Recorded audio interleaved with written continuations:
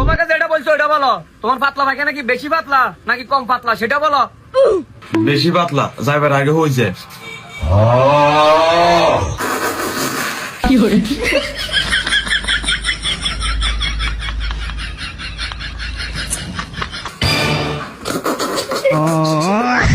এই মিয়া, তোমরা তো আসো কেন? আর পাতলা পায়খানা তো এটা হচ্ছে নর্মাল বিষয়, এটা সবারই হয়। ঠিক আছে ডাক্তার সাহেব, কিন্তু হাতের একটু বেশি পাতলা পায়খানা হয়। এটা সবসময় 2 দিন পর পর হাতের পাতলা পায়খানা শুরু হয়। ডাক্তার সাহেব, ওনার এত কথা বাদ দেন, আর ওষুধ দেন তাড়াতাড়ি করি। আর আবার হেডে চিপ দেন। মাগো ডাক্তার, ডাক্তার, তাড়াতাড়ি ওষুধ দেন, ওরা তাহলে সারা দিব। এই, এখানে কিছু করি না, আমি ওষুধ দিতেছি, কিছু করিও না।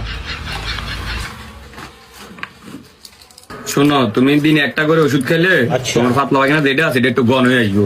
এই নয়, এখন আপাতত এটা খাও আর দিতে আসি আবার তোমার।